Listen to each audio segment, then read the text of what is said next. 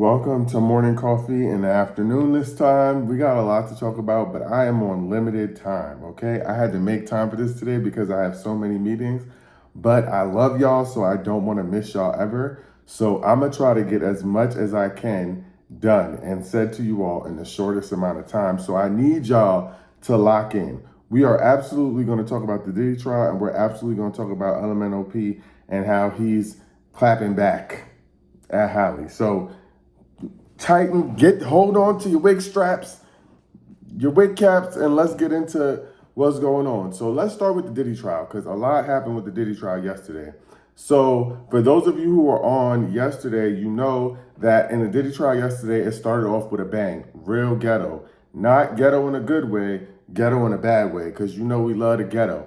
Essentially, there was a lady who stood, there was two people. So yesterday I reported that there was one person who was removed from the courtroom, but there were actually two. There was one person who was removed from the courtroom and one person who was banned permanently from the trial. The one person who was removed from the courtroom is a lady that stood up and said, "This is not an effing game." And they're laughing at you before the hearing even started, before the jurors even got in, while the lawyers were deliberating with the judge. She was removed from the courtroom like this. Now, if you were on yesterday's live or if you watched yesterday's video on YouTube, you'll see the aftermath of her getting kicked out and how she was screaming and arguing and letting people know who she's not the one to be played with. Now, reporters are saying that that is not her first time causing a scene in the courtroom. They're saying that she consistently causes a scene in the courtroom and has been since the trial started. But yesterday she was officially put out. They didn't say whether or not she was banned. Now, the second person who is not allowed back in the courtroom. So there is someone, so if you all know, Mia, who is Diddy's former assistant, she testified under the pseudonym Mia because they were promised, it was a court order that the identities of the alleged victims would be concealed. Now, one of the reporters was sitting outside and allegedly said the real name of Mia out loud for people to hear. And someone must have caught wind of it or caught it on camera, someone who's recording outside, and Mia's name was leaked. Now, there's also reports that Mia's actual identity and picture were leaked on Twitter. Some of the defense's evidence was leaked somehow on Twitter, and they're trying to see if the judge can do something to get it taken down because they're saying that it was unfairly shared. It wasn't supposed to be shared. So it's out there on Twitter. So one person was removed for screaming out and the other person is banned because they leaked Mia's real name and identity. And the prosecution team was essentially saying that they need to take action to make sure that that doesn't happen with the other victims who come to testify. Now, they did say that they're going to take extra precaution now with other victims who come to testify, meaning that they're not going to show the exhibits to the people anymore. Like the jurors will be the only ones that get to see any of the evidence that's been admitted for the jury and other folks to see as a part of the case. So I don't think we're going to see anymore, especially when it pertains to people who they were giving court order to remain anonymous. Now, in addition to that, I spoke about this in a video yesterday, but one of the supervisors of security from the hotel incident with Cassie testified yesterday. He testified, and I'm going to try to wrap this up quickly, but he essentially testified that he came in one day, he received a call from Diddy's chief and staff asking about a video that had been that was recorded on their security camera of Diddy assaulting Cassie, which is the video that we all saw. He then said that she asked if he could make it disappear because Diddy did not want it to get out. He didn't want it to ruin his career, and he was very nervous about it. He initially said that he couldn't do that, and he had to speak to his higher-ups, and she called back, and then she showed up. The chief of staff showed up at the hotel, asked to meet with him, and asked again for him to get rid of the video. He said that he had to speak to his higher-ups. He then spoke to one of his higher-ups who said that he would get rid of the video, that he would be okay with that for $50,000 if they paid him $50,000. And then I guess the hotel supervisor at the time contacted Diddy's team and let him know that they would be willing to get rid of the tape for $50,000. he then he got a flash drive from his supervisor after Diddy agreed. Diddy got on the phone, he agreed. He said Diddy sounded very nervous and didn't want the tape to get out and said that his career was on the line. The supervisor gave him a thumb drive with the video on it. He then went to meet Diddy in a high-rise penthouse somewhere, and he says that when he got there, a security officer met him downstairs and said, you're doing the right thing. He got upstairs, he met with Diddy and Diddy's chief of staff and a security officer. Diddy asked if he had the video. He showed him the flash drive and handed it to him, and Diddy left and went to go get, I guess, what he says is the money. Diddy then comes back with the money, asks if this is the only copy of it and if it's not stored on a cloud. And the guy says he asked the supervisor says no. Diddy hands him he puts it in a money counter, $100,000, and then hands him a brown paper bag with $100,000 and had him sign an NDA, essentially saying that he would not say anything about the video being the videotape or ever leak it. And the repercussion if it was leaked was $1 million. He would somehow get $1 million in assets from people. And he asked for everyone's identity, their ID, they gave over their ID. Now, what's important to note is this $100,000 was split 3 ways. 3 ways. So they did all of this, which to me is mind-blowing. Y'all have to be insane. Like, y'all are not well. Because if Diddy reached out to me and said I had access to a tape that is going to ruin the rest of his career, $100,000, y'all gonna have to come off for 10 million. You know what I'm saying? I'm starting at 10. I'll meet you at 5, but $100,000, you could have got more from the media. And then y'all split that $100,000 3 ways. You're tripping. Y'all are tripping. Y'all did that for free. At that point, that was a free. Y'all did that out the kindness of your heart, and y'all going to hell because you should never do nothing like that out the kindness of your heart. This is a fool. And somehow the video still got leaked. So with all of that, I'm telling you right now, I would have took $5 million. I would have signed the NDA. And I would have figured out a way to report that shit to the police. It would have all still went down. But Diddy, who's almost worth $1 billion, gave you $100,000 and you split it 3 ways. The supervisor who split it 3 ways, he said he took his very small portion, which was like $30-something thousand, and bought a used car. You're tripping. Now, granted, he was only making $10 an hour, but that would have been my come up. Diddy would have been taking care of me for the rest of his life. Or the media would have been taking care of me for the rest of my life, okay? Because that's that on that. So I'm not even going to get too into that, but he took $100,000. There's that. Now, the last 2 things from today on the Diddy trials that has come up so far is one, that a forensic video expert decided to analyze the video, and he essentially said that though there were some issues with the video, that he was able to attest to the fact that the video was very much still the accurate depiction of what happened. And the defense team is trying to essentially get this video thrown away. They're trying to say that it was sped up or it wasn't accurate, and we all know that that's not true. So he essentially attested to the fact that though there were small edits made to the video, it was still very much true to what actually happened. And so they went over that in court. Now, the last thing is that there was another accuser of Diddy who says that she was a friend of Cassie, something like that. She was someone that worked for Diddy.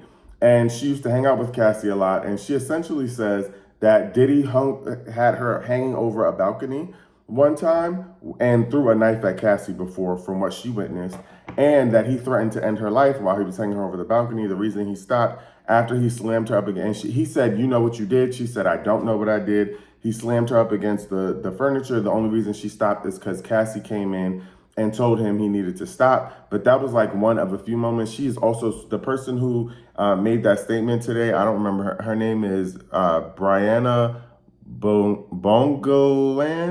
She's also in the process of suing Diddy for $10 million for the incident that happened. She said she sustained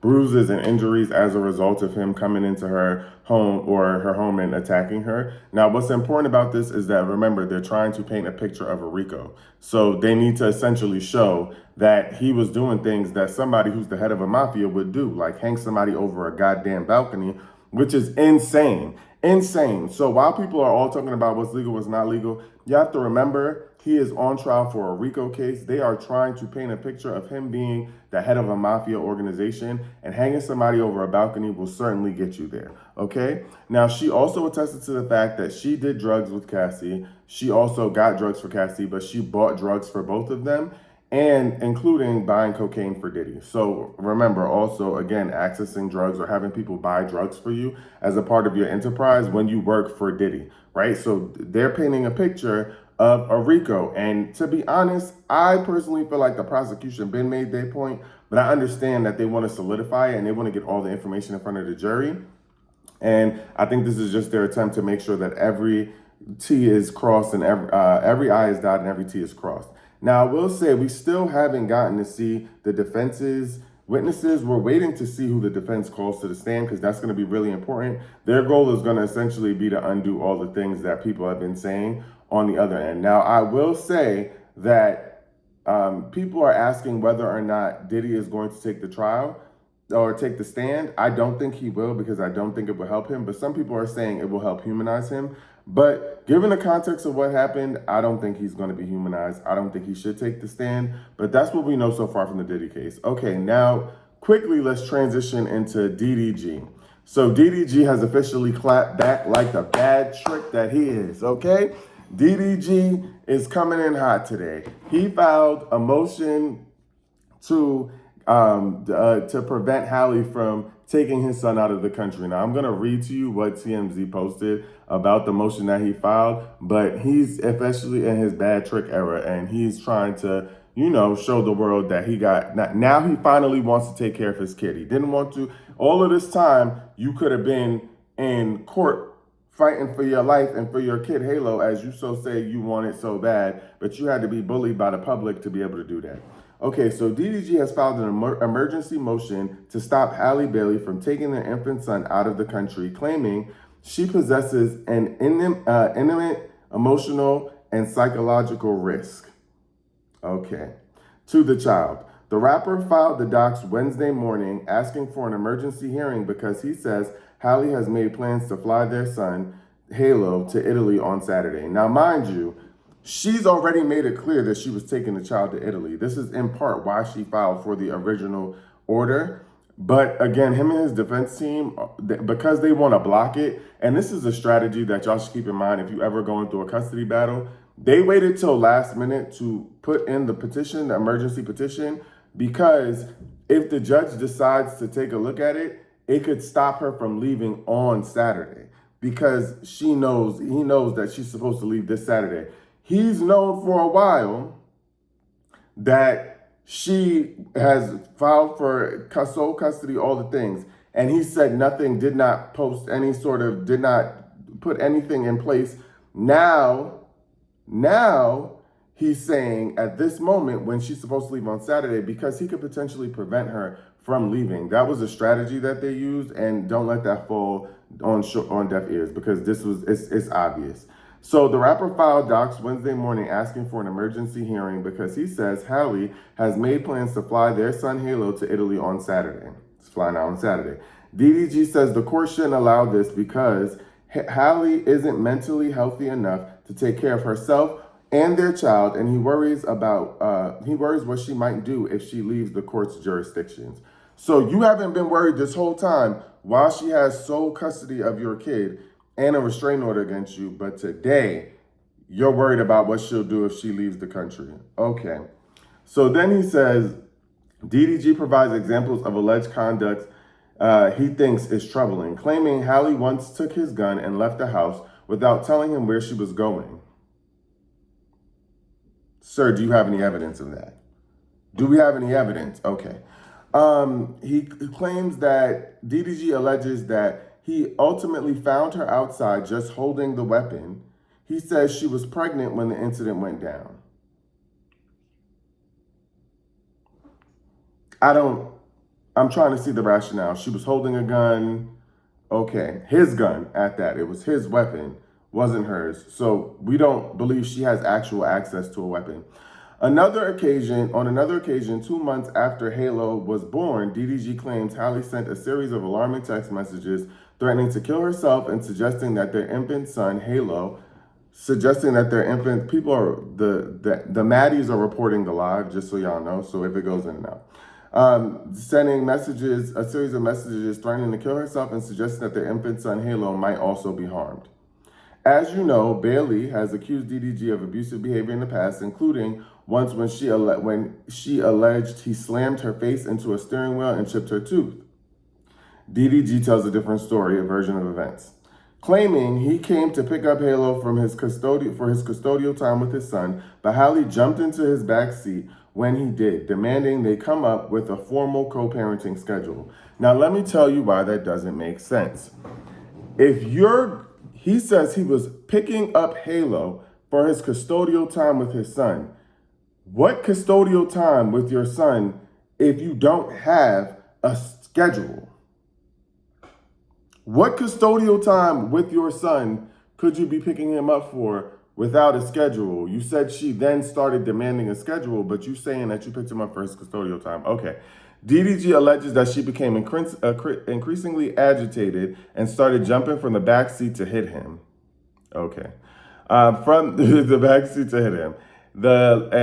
Including a photo of a large cut on his hand in the docks, which he says Halle caused. So here's the cut. This is the alleged cut that he's talking about that was on his hand, just so we all are aware. And we can say that we're sharing the most accurate and up-to-date information. Hold on, let me finish reading for y'all.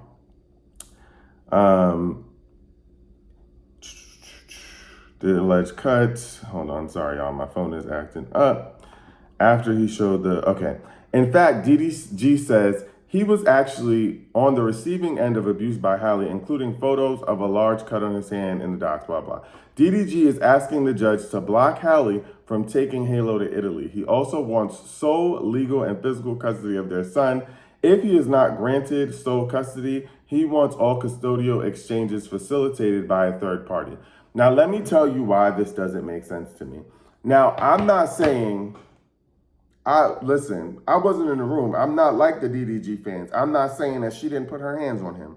What I am saying to you is that she's already showed us that she's tried to come up with a custodial schedule. You refused to do so. She also talked about the fact that you've tried to leave with the child absent of the custodial schedule. Now you're asking for a third party. You're asking for a third party to come up with the same custodial schedule that she asked you to come up with. You're saying that she thought about getting an abortion. How does that make someone an unsafe parent? You know how many people thought about getting abortions when they realized who they're having babies with? I don't blame her. You know what I'm saying? I don't blame her. When she realized who she was having a baby with, I don't know. There also has not been any evidence of the alleged text messages of her saying that she's going to harm herself. So here's what I'm gonna say.